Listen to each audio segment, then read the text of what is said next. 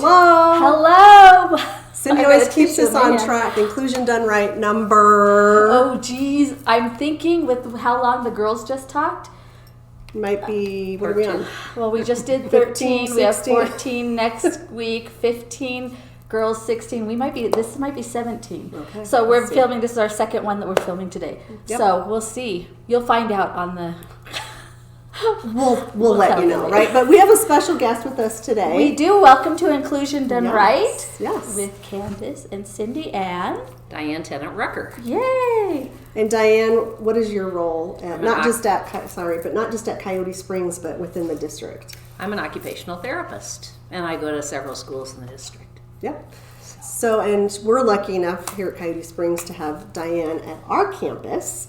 And so she works with quite a few of our kids. And actually kind of the cool thing, and we'll talk about this in a minute too, with Dianne is that she helps us set up some motor lab movement types of things around our school too. So what does a school occupational therapist do? Oh gosh.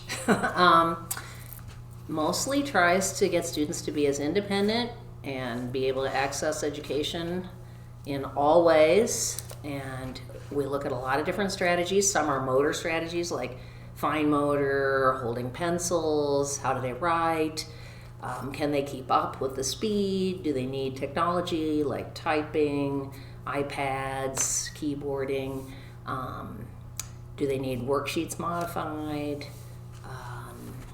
So that's one area that's pretty big with occupational therapy: hand strengthening, hand activities, hand exercises in preparation for writing so that students can write longer. And then another big piece is just independence. So can people access the cafeteria, go through the line, carry a tray, use utensils. Here we have a salad bar or a vegetable bar. They have to grab things with tongs.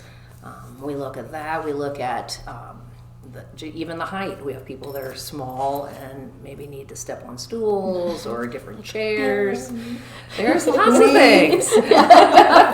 Can they get their coat on, zip it, snap it, go to use the restroom, and then we can pull out little skills that they need to work on in OT and try to get them more independent in the whole big picture just by working on the little things. We also get significantly involved there's a sensory processing area that's all about how people take in their senses. So are they sound sensitive? Do they hear all the little crinkling papers and it drives them crazy? Do they have a hard time with real busy environments? Do they need to be sitting in a different part of the class or a different kind of a seat to pay better attention?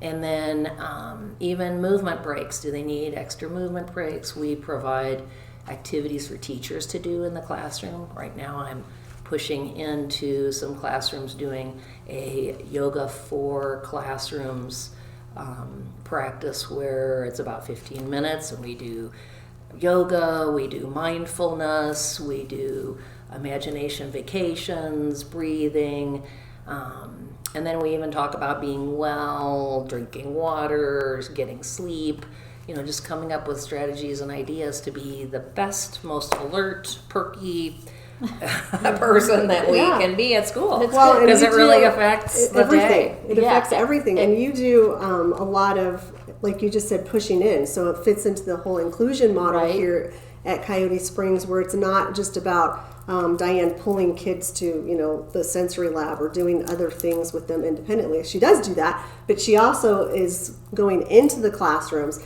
and providing those kinds of supports for all kids, which is so cool. And you help train the teachers on what to do, give them ideas on how to handle students and what'll make their classroom more effective. I like to work with the teachers and look at the classroom work that they're doing and how can we help them be better at, maybe it's being faster, maybe it's cleaning up some handwriting errors, maybe it's changing the kind of paper that they're using. So there's lots of different strategies. You do a lot too with just seating.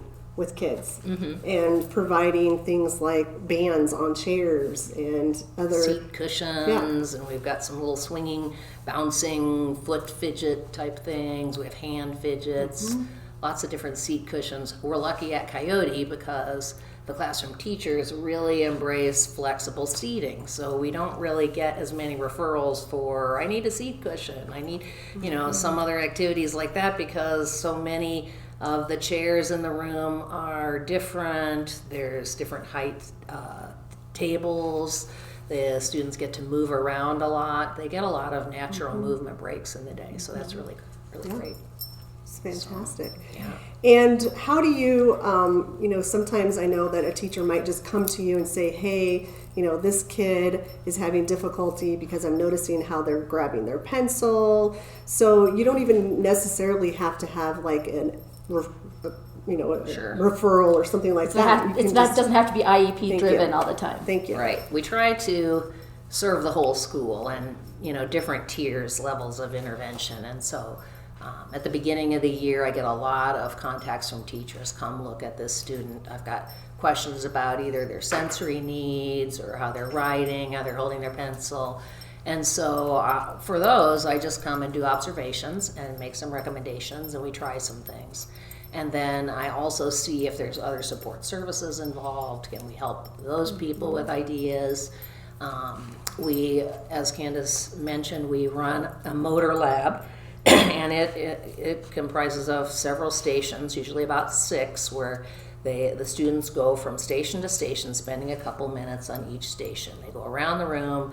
There's usually balance. There's a strengthening. There might be a yoga sequence. Jumping on trampoline is very popular. We almost always do something with that. Ball skills. And then I have some fine motor. So it could be drawing. It could be using tongs, a puzzle type activity. And then also vision activities, some tracking activities. We've got some figure 8 patterns that they track. We change them up every 3 weeks, so there's always something new. And teachers refer anyone in their classroom that they think would benefit from that. Yep. So there's small groups that come in, and various staff lead them. We leave a printed list of what the activities are and demo if needed, and the kids love it. Gives them a motor break. The teachers think it really helps the students. So it could be even, activities that really promote strengthening and alertness. We've got a wide range. We're all different in terms of our sensory makeup, and some people are just sleepier and they need a little more jumping and a little vestibular movement. That word. Right, vestibular. Sure. And then I get a lot of questions, especially when we do school tours with parents and people that haven't been on our campus, about what the things are on the floor in our halls. Like, people are always asking about, why are these colorful patterns on the floor? Can you tell us about that? We started, the physical therapist, Krista Knott, and I, last year, at the end of the year, started some sensory pathways. We collect ideas from Pinterest and Facebook and YouTube, and there's a Facebook for OT and PT's group, and a woman from Canada posted a sensory pathway in a hallway, and what it was colored tape with a jumping station and a path that they could meander and some balance, some hopping on one side. So in all the classrooms at Coyote, we have these pathways. All the hallways. And we add on to it as the year progresses. And students use it on their way to the bathroom, on the way to specials like the gym or Habitat. They also use it just when they're running errands, or just the teachers will send them out in the hallway and say, take a motor break. And we also posted some little 8x11 sheets out there with exercises that students can do, so they can access either the pathway or the general activities. And they use it. I mean, I see all the time. Whether they're in a line with the class, like you said, going to the bathroom. I even see my staff doing it, which always cracks me up. I'm watching them jump down the hall side to side. I think Mr. Kissinger's actually even been on the floor doing floor push-ups. And I'm trying to he's get had it videos. the longest because it was down that hallway. We started in and kindergarten wing. So was it always the plan to do all the hallways, or did some of the other grades get a little jealous of the movement that was going on? We thought we'd started kindergarten, and then the other classrooms and the other hallways got really like, wait, can we have one? So we sort of grade it. It's harder in the 5th, 6th grade hall than the kindergarten hall. Oh, and then in the kindergarten hallway, we have a bulletin board that we were given by Candice, and it's a sensory board. So it's you can touch is printed in big letters, and we swap that out every month. And it's got little things that you can feel, different textures. And I've had students come up to me when we're changing out those activities and say, I love this board. It's the best thing. And even students because the reading, the Title I program is there right by the board. And all the students that go to that touch the board. Everybody's touching the board all the time. It's really cool because, the general rule, because teachers put so much time and emphasis on their bulletin boards as far as the kids not to touch the bulletin board. Don't touch the bulletin. So when Diane and Kristen were like, can we have a bulletin board that people can actually touch? I was like, let me think about that. It's like, that's a fabulous idea. That is a great idea. And so the kids, they're constantly have their hands, and I love the different textures. Sure. Because it gives, different feel. We'll have to actually go video that board, and I'll include it in either on this video or I'll tag it below on the YouTube channel. And maybe we can get some kids doing the sensory paths. They love it. That would be good. We'll do that. And we also have students that have sensory deprivation, like vision problems. They have, or they could be deaf or have an impairment with their hearing, and those kids really like it too, because it's almost like a braille. We could even put braille up there because it's just a feely, touchy board. It crinkles and it snaps and it, there's just all kinds of stuff. I like how it joins in with, we had Ethan a few weeks ago, and he's making all the braille signs and stuff for the school. Gosh, every time we interview somebody, I just fall more and more in love with our school. It is, because I don't know everything that goes on here. I'm learning as I go. Right, and that's what's good too about us, doing this partnership is that we can use this to help communicate with people that don't know. Right. Some of our parents obviously can't know everything. Right. But the little tidbits that we can throw out there, it'd be like, oh yeah. Plus for our kids, and we talk about this before too, getting our kids to self-advocate for themselves.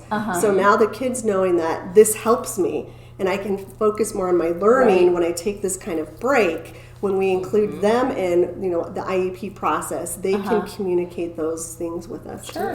That would be a cool question to have on your, because I know you just did the 6th grade exit interviews, and do you guys ever ask any questions like, what do you find that helps you to refocus when you've fallen? No, we haven't, but that's a great idea. That might be a good thing for kids to learn that, all kids to learn that about themselves. As a learner, because then no matter where they go, they can adapt their environment based on their and they can learning communicate needs. that need to the educator that they'll be involved with. Sure. That's a great idea. So, Great. just a question. It's all That's good. a good idea. So because we're going to try something new. So we're going to try something new this time, and that is we're going to take a little break because we're going to say to be continued. Thank you for watching so far. Our next part of the video, I think I'm going to ask Diane. Summer's coming up. It's the last week of school here at Coyote Springs. What is something, while we're setting up for the next video, what is something that parents can do over the summer to help prepare their child for the next year? So thank you for watching. Join us again next week. Diane will be back. Make sure you follow us again on Instagram, Twitter, Facebook, YouTube, Pinterest.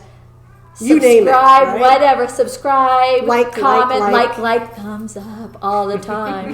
So the more people that do it, the more people will see us. So thank you. We'll see you again next week. See ya. Bye.